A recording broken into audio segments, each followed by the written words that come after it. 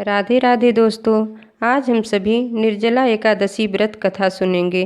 तो एक बार प्रेम से बोलिए विष्णु भगवान की जय। श्री सूत जी बोले, हे ऋषियों, अब हम सभी व्रतों में श्रेष्ठ एवं सभी एकादशियों में उत्तम निर्जला एकादशी की कथा सुनो। एक बार पांडव पुत्र भीमसेन ने वेद व्यास जी से पूछा, हे महाज्ञानी पितामह, मेरे चारों भाई युधिष्ठिर, अर्जुन, नकुल, सहदेव और माता कुंती तथा भार्या द्रौपदी एकादशी के दिन कभी भोजन नहीं करते। वे मुझसे भी सदैव ऐसा करने को कहते रहते हैं। मैं उनसे कहता हूँ कि मुझसे तो भूख सही नहीं जाती। मैं दान और विधिवत भगवान की पूजा आराधना करूँगा। सो कृपा पूर्वक ऐसा उपाय बताइए कि उपवास किए बिना मुझे एकादशी के व्रत का फल प्राप्त हो सके। व्यास जी बोले, यदि स्वर्ग भला और नरक बुरा प्रतीत होता है तो हे भीमसेन, दोनों पक्षों की एकादशियों को भोजन न करो।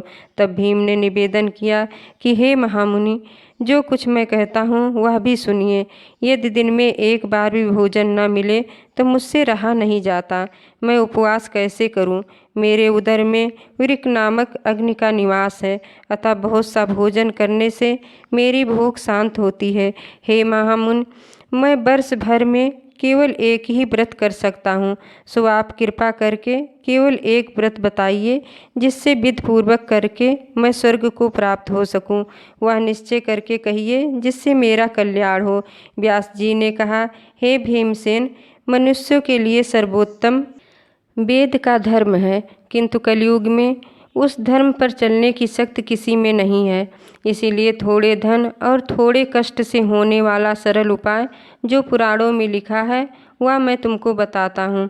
दोनों पक्षों की एकादशियों में जो मनुष्य भोजन नहीं करते वे नरक में नहीं जाते। यह वचन सुनकर महाबली भीमसेन काँपने लगे और डरते हुए बोले, हे पितामह, मैं उपवास करने में समर्थ नहीं हूँ। इसलिए हे प्रभु, निश्चय करके बहुत फल देने वाला एक व्रत मुझसे कहिए। व्यास जी बोले कि ज्येष्ठ मास के शुक्ल पक्ष में जो एकादशी होती है उसका निर्जला व्रत यत्न से करना उचित है। स्नान और आचमन के अलावा जलपान वर्जित है। केवल एक घूंट जल से आचमन करें, अधिक पीने से व्रत खंडित हो जाता है। एकादशी के सूर्योदय से लेकर द्वादशी के सूर्योदय तक जल ग्रहण ना करें और भोजन ना करें तो बिना परिश्रम ही सभी द्वादशी युक्त एकादशियों का फल मिल जाता है। द्वादशी को प्रातः स्नान करके स्वर्ण और जल ब्राह्मणों को दान करें, फिर ब्राह्मणों सहित भोजन करें। हे भीम, इस विष से व्रत करने से जो फल मिलता है वह सुनो। सारे वर्ष में जो एकादशियाँ आती हैं उन सब का फल निसंदेह केवल इस एकादशी के व्रत से प्राप्त होता है। शंख चक्र गदाधारी भगवान विष्णु ने स्वयं यह मुझसे कहा है कि सब त्याग कर केवल मेरी शरण में आओ। और सुनो, एकादशी निराहार व्रत करने से मनुष्य सब पापों से छूट जाता है। सब तीर्थों की यात्रा तथा सब प्रकार के दानों में जो फल मिलता है वह सब इस एकादशी के व्रत से मिल जाता है। कलयुग में दान देने से भी ऐसी सद्गति नहीं होती। अधिक क्या कहूँ, जेठ शुक्ल पक्ष की एकादशी को जल और भोजन ना करें। हे भीम, इस व्रत से जो फल मिलता है उसको सुनो।